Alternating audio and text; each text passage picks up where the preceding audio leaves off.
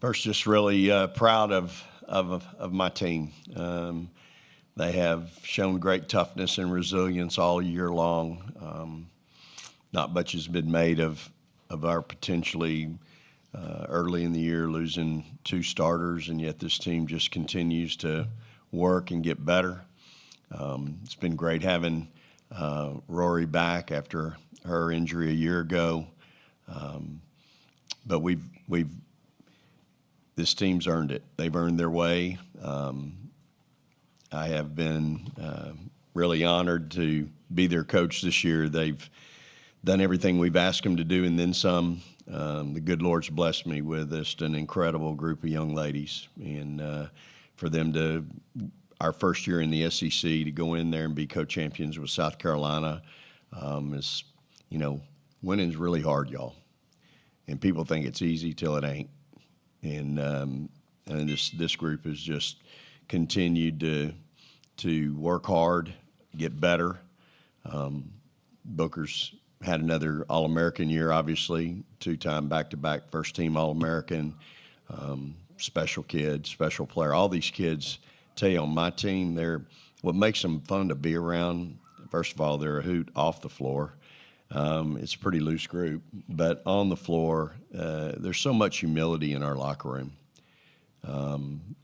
Kids are grateful, and that's, unfortunately, in the real world, that's not real common, but it is on our team. We have a team full of grateful and very humble kids, and so we're honored to be here. We're honored to be representing the University of Texas, and I think this group, we have a thing right now that, job's not done. We're excited that we got past the Elite Eight in Birmingham, but, these kids are here to compete, and so am I. And I couldn't be more proud to be with this group. I've told them all year long, y'all, they're good enough. I knew what I was looking at back in August on the track. I've seen it every day. I think we've had 106 or 108 practices, and they're good enough, and I'm really happy for them that they're here. They've had a great time so far, but they've separated the good time from work, and when we've stepped on the court the last 2 days, they've done a great job. So hopefully we'll play, we're going to play really well tomorrow night, and again, I couldn't be more proud of a group of young ladies. They are special. With that, we'll start with questions for student athletes. We'll go to the front. David Cloninger, Post and Courier. Madison, this will be the 4th time you've seen South Carolina this year, and thus the 4th time you've seen Bree Hall this year. What do you think of Bree Hall as a defender? She's a great defender. I mean, I was kind of shocked she wasn't on like our conference defensive team or anything like that. Long, lean, athletic. She definitely makes you think on the court as an offensive player. Yeah, she's a great player. I totally have all my respect to her. Definitely, make me think. Like I said, great player. We're going to stay to our left in the center. You can raise your hand. Jen Hadfield with the Next. For all 3 of you, it was just mentioned you guys playing South Carolina 4 times. Can you talk about kind of how you approach that, and does it feel like you know them inside and out at this point, or just how are you guys approaching that familiar matchup? Yeah, I feel like we do know them inside out as much as they probably know us inside out. So there's a saying that we've kind of been living by since the tournament started, but once talent meets talent and all that, it's basically, it doesn't really matter anymore. It's about preparation and who's going to step up on the biggest stage that we are in right now, and who's going to be the tougher team. So we're going to go to the middle right here in the black. Leo Haggerty, Amped Up Sports here in Tampa. For all 3 of you, Shay, starting with you, when you get here, it's a business trip. Which one of your teammates is basically saying, okay, we're here for a reason? Who's the one you're looking for that glue to be to keep that team together? Yeah, we're a veteran group, so I would say there's more than one of us doing that, which I think is partly what separates this team from years past. I think all of us, even the young kids, know that this is a business trip, and yes, our days are jam-packed with a lot of things that aren't necessarily practice, And you have to separate that, like Coach said, but I think we've done a really good job of that. But yeah, I would say obviously we have a good amount of seniors, so we're all good about that. We try to preach to our freshmen, but honestly, they don't need that much help. Like, they know it just as much as we do, the work we've put in to get here. Yeah, basically what she said, and we understand, like, you know, this is not saying it's a once-in-a-lifetime opportunity, obviously, but you don't get a whole bunch of, like, chances to go through this. And so we do, like, understand we want to enjoy the moment and stay loose, but when it's time to step on the court, like Shay said, we know what's at stake. You know, we want to stay here as long as we can, so yeah. Madison, I think you're next. I'm so sorry, but what was the question? Can you repeat the question for her? Who's the glue that keeps your team together now? Because this is a business trip. Yeah. You want to make sure you stay focused. Which one on your team is responsible for that? I would definitely say our freshmen. I think they are the key to our team. They're definitely, you know, I think they help us, you know, stay in the moment and have fun. Kind of like throughout this journey, you know, it's kind of, you know, get nervous sometimes thinking about it that, you know, some people last game. And, you know, they kind of just help us, you know, like get our mind off of that, you know, have fun and, you know, be ready to play. We're going to stay to our right here, sir. I see you. Dennis Delapena from Fox 7 Austin Sports. For any of the three that want to answer, you know, Vic's been really close to winning this whole thing. What kind of wisdom is he dropping on you guys for somebody that's been here twice before to the final? And how much maybe do you want? I know you want to win for you, but maybe to get it done for Vic. Let's have Rory answer that. Oh, yeah. Obviously, he's how many? 7 out of the 8 years in Elite 8. So I think getting to the tournament is one thing, and then you're getting to the Elite 8, and then now we're in the Final Four. But obviously, he's been here before. That just means a lot. Like, that's kind of why we come to Texas, because he knows how to win. Like, he's quite legendary.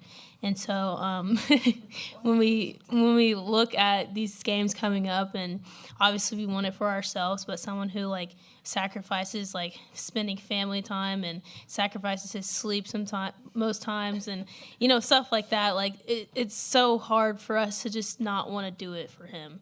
Like, we got to not be so kind of tied up in ourselves and wanting the success for ourselves, but we have to show our respect and appreciation for him and, of course, the rest of our coaching staff. We're going to transition to our right-hand side. He's behind the pillar, so he's going to have to stand up for you. There we go. Hey, Jeff Jones from KVU there in Austin. For Madison and Shay, Vic mentioned earlier the impact of losing 2 starters earlier in the season and still making it this far, similar to what y'all went through last year when Rory went down. Madison, what does that do to the team? And Shay, what does that say about the team being able to make this run without those impact players? Yeah, I definitely think it's, you know, it's kind of sad that, you know, 2 of our starters kind of went down. But they had, like, impact on the floor, but also off the court, too. I mean, they're talking. I mean, they're vets also, so they've been in these situations before.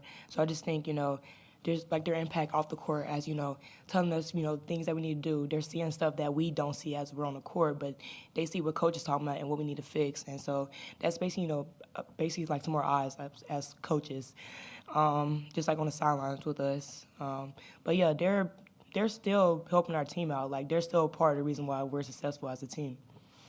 Yeah, I would say it says a lot about our team. And obviously, like you said, it's happened in years past too. And so I think that really shows like how much Coach Schaefer and the rest of the staff preaches.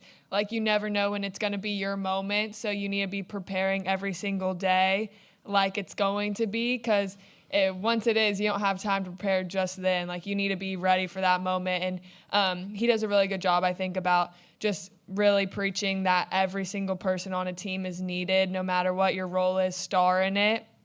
And I think this team has really embraced that. And like Maddie said, even when they, if we do have some injuries, like, they're so in it even when they're not on the court with us, like, they're coaching us, they're helping us out, they're in our ears and everything like that. So I think it says a lot about this team, and I think that's part of the reason why we've had the success we've had. We're going to stay to our left in second row. We're going to hit Michael and then the gentleman on the far end. Mike Vopel, ESPN.com. Rory, as hard as you play on defense, and I know that is a Texas thing, but your going full bore out there every second you're on the court. How long did it take after injury for you to trust yourself to be able to go that hard, to be back to the way that you like to play defense? That's a really good question. Well, to trust myself, I think it took some time. It wasn't that I didn't trust myself, but I think I just needed more reps. I remember catching myself, going through practice and obviously earlier in the season, and Coach Schaefer's like, "It's getting better. It's getting better. You're looking more and more like yourself every day." And sometimes, I would say like, I can feel myself wanting to do those certain motions, and it's not that I can't trust myself, but I just needed more reps. And so I think if I didn't trust myself at that point when I was cleared, then I probably shouldn't be on the court. So I think I trusted myself really early on when I was being cleared. I just needed more reps to do it. And just the more reps, me being on the court more, not being afraid to take those steps. Like, you don't need to be afraid. Like, I'm here, doctor cleared me, I got protection on. Like, there's so many things that, you can't be feared. You can't fear going back out, and you can't not want to just not think about it. So, I think I trusted myself really early. I just needed more reps. We can go to our left on this corner.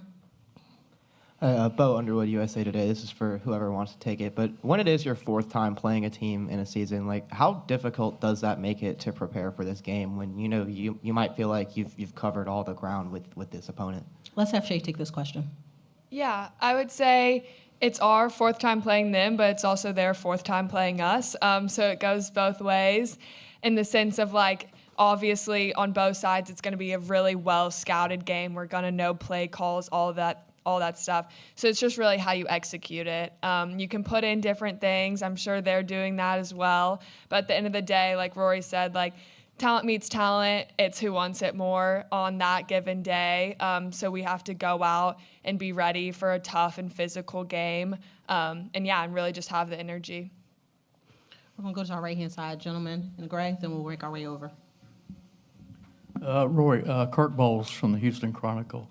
When Vic was recruiting you, did he tell you you're going to have to play 40 minutes of defense every night? And I wondered how much he stressed that, and why are you guys so special on defense? I don't think he had to stress it to me because I think he saw that I was already doing it. I've been playing defense for quite some time, high school and leading up to this point, but that's the reason why I chose to come here, or part of the reason why I chose to come here is because he took that much pride in defense. And I was already showing that at a young age that I really did care about defense, and I understood the fundamentals of defense. Obviously, I didn't know everything then, and I just completely learned a whole new wave of defense here. But, he didn't have to really, preach that to me, honestly, because he knew I had it. We're going to stay to our right here. I'm Gigi with Overtime, and what's something that we don't know about Coach Schaefer? He used to be an umpire.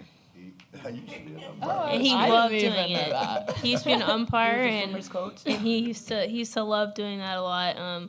There's a lot of things I think that you guys don't know, but that's he used to love doing it, and then he decided to take that route of becoming a coach, which I like that route. We're going to stay to our right here. Cedric Golden, Austin American Statesman. Rory, you guys have been in some high-scoring games, but the TCU game felt like it was more gratifying, your kind of ball. Do you prefer those kind of gutted-out type defensive battles? Because that's what South Carolina might be stacking up to be. Yeah, I think depending on who we're playing, TCU and South Carolina are two completely different teams. But during that TCU game, we knew they're as far as their offense, they're quite the efficient offense and one of the top offenses in the nation. So we really did have to hone in on defense and trying to keep the score as low as possible and not let it just keep going up. Because I think that's when we keep teams. Our goal is keeping them under 60, and then also apparently we just found out a stat earlier today. Don't say it? All right. That's fine. But let's just say, when we are playing the best defense and keeping the score pretty low, I think we're at a better chance. But with South Carolina, I think both of us are pretty similar in a way where we both can play defense and we both have weapons to score. So, like, kind of the name of the game is it's just like who's going to want it more on this biggest stage that we're at right now, and who's going to be tougher and bring the most energy. We'll take our final 2 questions for student athletes in the row right here on our left-hand side. So we'll go here and then in the orange and white and pink shirt. Sierra Sohi from The Ringer. This is for all of you guys. I'm curious, which player on the team reminds you the most of your coach and why? Just due to time, we'll actually just take one if that's okay. And Shay, if you could answer that. Oh, gosh. Okay. I'm glad it's you. Reminds me the most of Coach Schaefer? Ooh. I would say, okay, like on the court, we always say like point guard has to be an extension of him. So you definitely I catch Rory saying certain sayings that I'm like, okay, where'd you get that from? But I do it too. I think just the longer you're around him, you pick up these sayings where you're like, oh my gosh, that was literally Coach Schaefer. Off the court, he's so outdoorsy and loves to fish and everything. I would say maybe Taylor has the most similar interests. But yeah, those are my answers. All right, we'll take our final question here. Center, if you could raise your hand, we can get the microphone to you. Lindsay Plotkin, Longhorns on SI. Madison, so Coach Schaefer mentioned earlier that y'all like to have a lot of fun off the court, and yesterday we saw a bunch of TikToks, and y'all even got Coach Schaefer in one. How much convincing did that take, and then what does that just say about the vibe of your team going into this weekend? I know. That didn't really take any much convincing. I think he wanted to be in TikTok. He was kind of, standing beside me, kind of sad that we didn't invite him. So I was like, just come on, Coach. Come on. You can do the money symbol. Yeah. But, Okay. I mean, that just tells you, the chemistry we have with Coach Schaefer and also as a team, too. We want to have fun, you you see a lot of times that we're serious, that we're playing basketball, but, behind cameras, this is how we act. We act like one big happy family, honestly. But, that's the chemistry we have. At this time, I want to thank Rory, Madison, and Shay for your time today. Best of luck tomorrow. As they transition to the mix zone, the locker room is now open. We will begin with questions for Coach at this time. We're going to start in the front with Maddie and then work our way around. Hey, Coach, we're ready when you are. To our right over here. Hi, Vic, right here. Maddie Kenny with the New York Post. Hi, Maddie.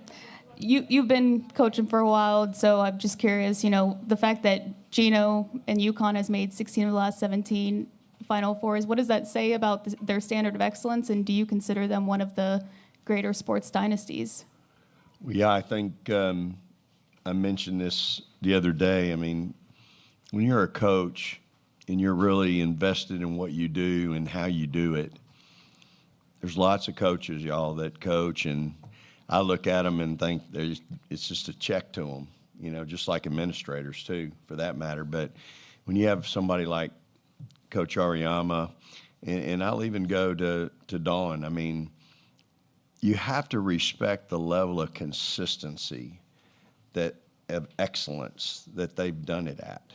And certainly Coach Auriemma has done it a little bit longer, had that consistency a little bit longer, but just in the last, several years, you have to say that about Coach Staley as well. And so for me, I have a great deal of admiration and respect for both of them, and certainly for Coach Auriemma and how he built that program in Connecticut, literally with his bare hands from the ground up. And then to sustain the level of excellence that he has is really quite remarkable. And so, again, I think when you look at both those programs and see where they are, for me, again, I have been doing this a while. I have a great deal of respect and admiration for both of them because they have done it at an incredible level, and they're very consistent year in and year out. And in any profession, y'all, no matter what you're doing, that's what you strive for. I mean, if you're worth your salt, you're trying to be the best. That's where I'm at. I'm chasing the last game. I want it bad for these kids. So it's hard. Winning's really hard. And those, obviously Coach Auriemma has won a lot. We're going to stay to the front. Mel? Mel Greenberg. Actually, following up on that, if you looked at this whole field from above, from the helicopter, might this be the most impactful from the 4 teams, and the fact that whoever wins it Sunday night will have had to go through 3 gauntlets to win this thing? And the fact that these teams, as much as people cry, no Cinderellas, but this has been a standard of excellence. They've all been in the top 10 basically all year long, and, you know, flipped to the 5 a couple times. I think they said 3 of the 4 teams have been ranked number 1 in the country this season. It's an incredible group. I mean, we're, you know, when you think about every team, no team has very many losses. And I think everybody's a conference champion. It's really, again, whoever gets through this semifinal and final will have done it against the best of the best. And so I think for all of us, we all understand it. It's hard to do. And so you really get this far, and it doesn't matter. I tell my kids all the time, they're always, when they leave to go to bed at night out of the film room or team room, they're like, Coach, you can go to bed. I'm like, look, I'll sleep when I'm dead. Right now, this is the most important thing in my life. And, you know, for them, I want them to have every opportunity to be successful. So it is a gauntlet for sure. And so we'll kind of see how it all shakes out this weekend. Coach, we're going to shift to our left. Leo Haggerty, Amped Up Sports here in Tampa. Coach, the last time Texas was in the Final Four, Coach Conrad, 2003. A lot of your players weren't even born then. Yep.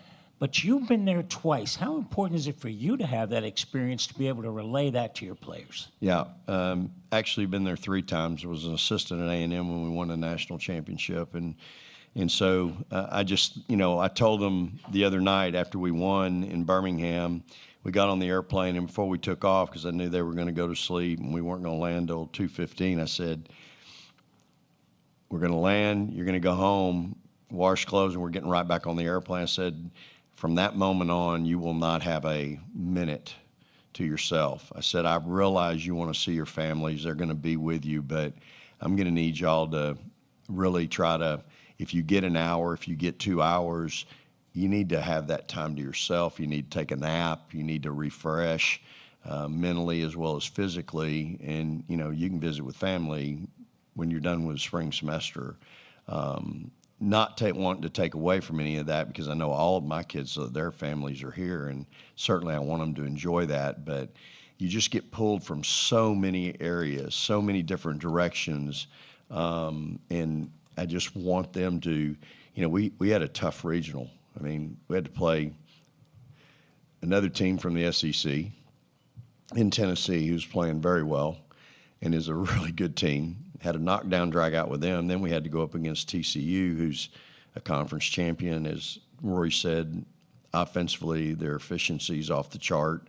Got a 7th-year player on their team, a 5th-year player on their team. That's their 2 best players. So we knew we had a challenge there. And obviously, if you watch that game Monday night, you saw how hard my kids played. So, yeah, it's something that was on my mind from as soon as it was over. And I had to tell my staff, too, we have to really try to lock in and really close the doors and lock out the distractions, if you will. And it's hard to do. And, again, for my kids, I want them to enjoy this. I mean, you guys don't know this. Every time they walk in a room somewhere, there's something they're waiting for. It's a box. It's a pair of shoes. It's warm-ups. It's a bag. I mean, they can't wait to leave here and go back to the hotel because they think there's going to be something there for them. I mean, we got them back last night from dinner. We walk into a room, boom, there's something. I mean, these kids this is special. Like, they need to enjoy this. Like, it's hard to get here, and yet it is a business trip. They're good enough. I want them to know that, but, man, you don't want to steal that from them. You don't want to take that from them. You don't want to minimize the joy of stopping by and seeing our friends at Nike last night and spending time with them, getting to personally meet Asia Wilson. I mean, how special is that for those kids? And she takes time to visit with them. I mean, like I said, every room they walk in, I mean, it's Christmas. And for me, there's so much joy seeing their face, seeing them happy. because I know how hard they work. Like my kids, they work hard. Like they embrace toughness. They know we talk about it all the time, and I'm always talking about it. And it's one thing to talk it, it's another thing to walk it. And they don't like to be told they've been punked. They take great pride in not getting punked. And when I tell them they've gotten punked, they do not like it. So they work hard. And so you want them to enjoy it. Coach, we're going to take our next question from the center. If you could raise your hand. Lindsay Gibbs with Power Plays. Coach, like you said, you've been here before, but what does it mean to get here with this program with such a storied women's basketball history, you know, your hometown? And I know you shared a moment with Jody Conrad after the Elite Eight win. Would love to know a little bit about that moment and what that meant to you. Yeah, it's special. I mean, 5 years ago when they hired me, it was really important to me that Chris Plonsky, Kathy Harston, and Jody Conrad were in on that. I wanted their blessing because I know what they've meant to Texas women's basketball, but I also know what they've meant to the game. Those are lifers. Those are people that have invested their entire life and careers into women's basketball. Like there's some young folks up here, they don't understand. I do. Like I get it. I've seen it firsthand. This is my life. And I've seen it up close and in person. To know the domination that Coach Conrad had in the Southwest Conference days, I'm embarrassed I can't recall the number, but it's 100 and some odd crazy number, 80-something games of consecutive conference victories. So I know the history and the tradition at Texas, and, you know, like I said, that banner hangs in there. That 34-0 national championship banner hangs in my practice facility. The 2003, the last time they've been in an NCAA tournament, it hangs in my practice facility. So it's a tremendous responsibility for me to be entrusted with the keys to the program. But it's also why I wanted the job, because my vision is their vision. And my vision was to come into the office. And remember, I took it during COVID. So it was jacked up, bad. But my vision was to come in after a game the next morning and have coffee and have Coach Conrad come down from her office and talk about the game with me. Like, I embrace those moments. And so Coach is around a lot, and I love that. I love having her around. Like, it means a lot to me that she takes enough time out of her day, or, you know, where she is right now. I mean, she's a hell of a golfer, and, you know, that she would take that time to come by practice, hang out, be around. Like, I love that. Like, that's my vision when I took the job. I wanted to be around her. I wanted her to be around our program. And so, you know, she was there when we beat Baylor back in my second year. We beat them to win the Big 12 championship tournament game. Again, one of the reasons they probably hired me was to catch up to them and beat them and win a championship. And we did that pretty quick. And then to now be where we are now in the NCAA Final Four, I'm really, you know, I'm honored to be their coach, but I'm really proud of what we've been able to accomplish in a short period of time. It's been 22 years since they've been in the Final Four.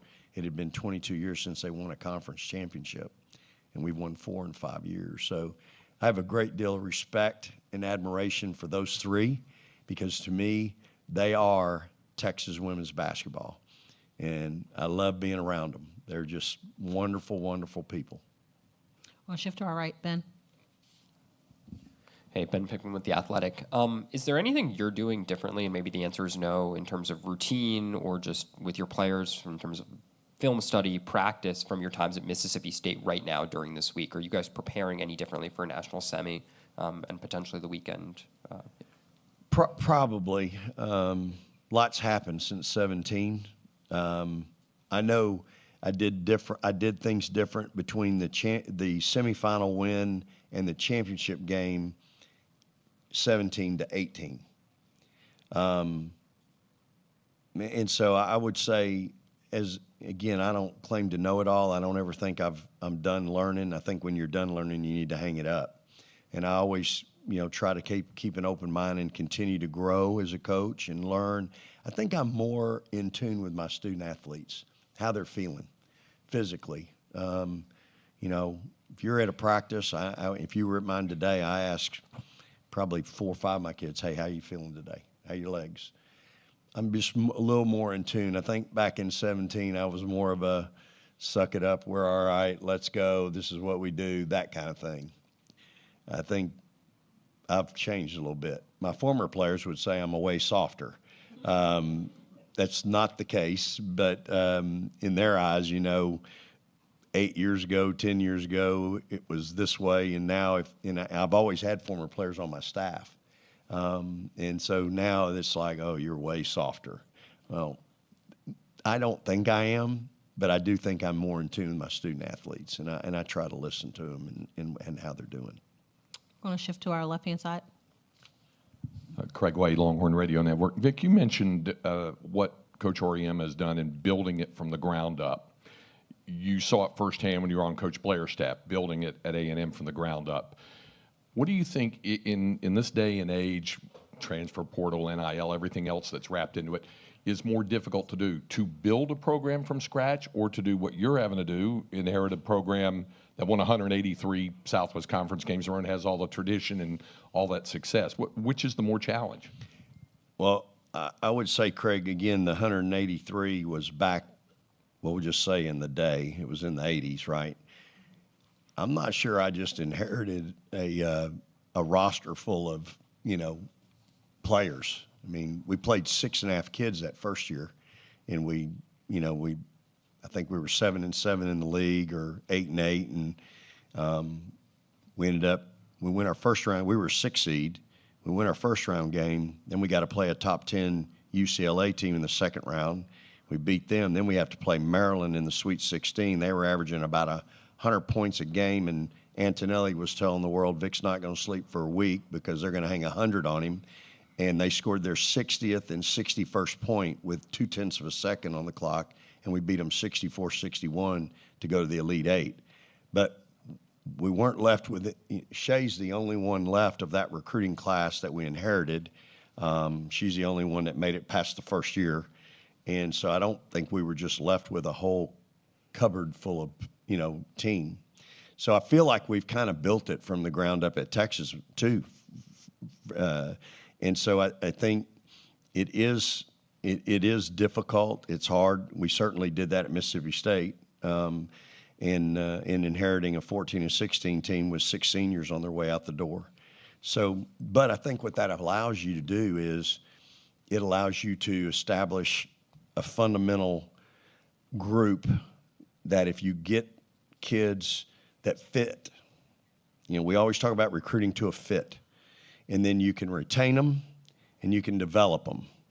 That's always been the secret to my success, I think, as a head coach. Recruit to a fit, retain them, and develop them.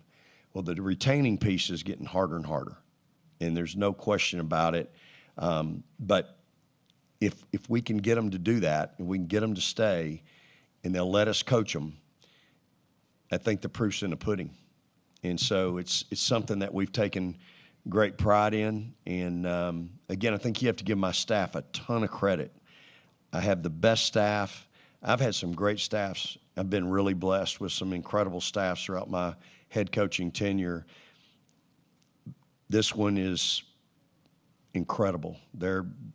If I had to rank them 1, 2, 3, 4, this one would be 1. They are really, really special. And Elaine has been with me a long time, and we've seen a lot together.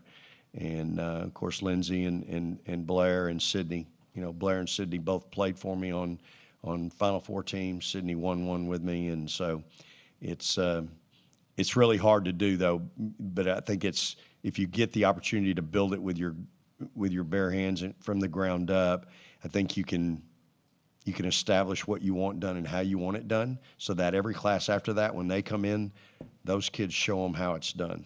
And remember that team that beat Connecticut in 17, there was not one top 100 player on that senior class. Not one.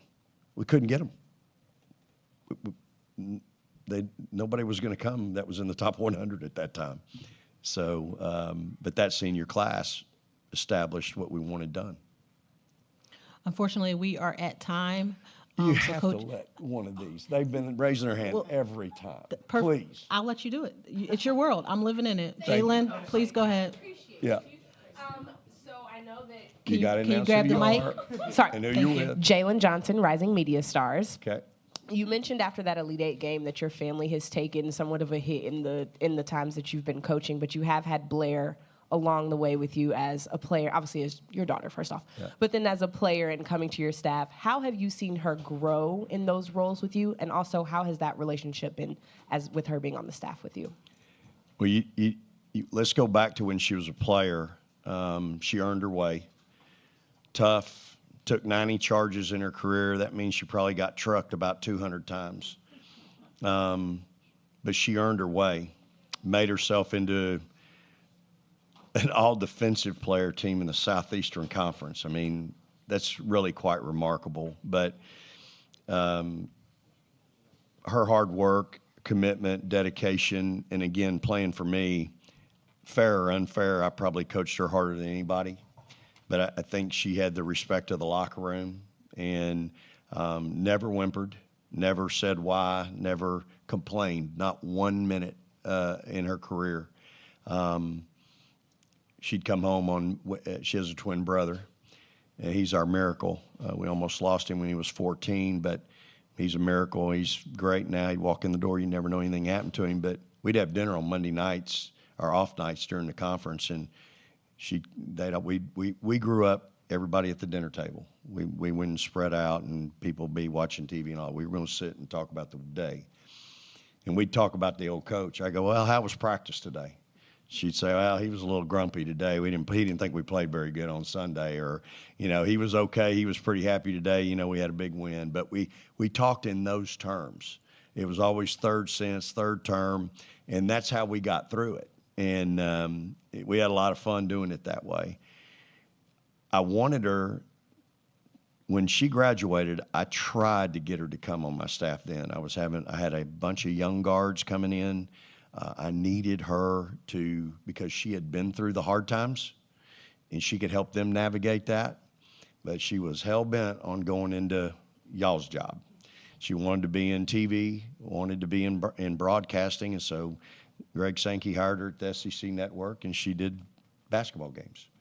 And you can't make them do it, so I didn't. I turned her loose and let her do that, and she actually worked for the CBS affiliate there in Columbus, Mississippi, right down the road. So finally, about February, she called one day, and she was crying. I thought, good Lord, now what's happened? And she said, I think I figured it out. I said, what do you mean? She said, I think I want to go into coaching. And I thought, okay, well, what happened? She said, I prep for all these games. I watch film, so I know who I'm talking about. I go to shoot-arounds. Nobody has a shoot-around like we do. I do the games, and I can't help these kids. She said, I really feel like if I'm going to watch all this film, I need to be able to help them. And so I said, okay, look, it's February. You get through the season, get through your NCAA games, and we'll talk in April. So she did. She got back to me in April. She said, yeah, I think I really want to do it. So she's worked her way up from assistant player development. We came to Texas. She was going to be a player development coach, but at the last second, my DOB didn't come. She got thrown into that role just to help me until I could find somebody. Well, she did it so doggone good. I just said, look, you're just going to do it. And so she stayed in that role, and then I moved her into a full-time coaching role. And, she's been off the charts, just got named a WBCA 30 under 30 assistant coach, and which I'm very proud of, both as a head coach, having somebody on my staff get that, as well as not the coach or the father. And so, it's just, I feel like with all these kids, you know, I've been entrusted with them, you know, and I try to coach them and teach them, hold them accountable, just like I have my own too. And Blair has really, she's exceeded, in some ways, exceeded expectations this fast. You know, I've had phone calls from a couple of different universities wanting to know if there'd be any interest in her being a head coach. And she's going to be a great head coach one day. But I think right now she's locked into doing what we're doing together. And, you know, I like that too. And so it's been really cool. So I'm sure she's wanting us to hurry up and go. So, I appreciate you. The last thing I want to tell you is I do want everybody to know we have a bus coming of students from Austin. Rory and Book and myself, we've helped put a bus together and got these kids some tickets. So our students are coming from Austin. I think it's a 17-hour bus ride, but we've got some, Booker and Rory have really ramrodded this deal, bought the tickets, got them some hotel rooms. And so we're excited that we're going to be able to have some University of Texas students be able to come to the Final Four and enjoy cheering on their team. So, again, appreciate everybody being here today. Thank you so much for your coverage. Thank you all, and praise the Lord and hook 'em horns.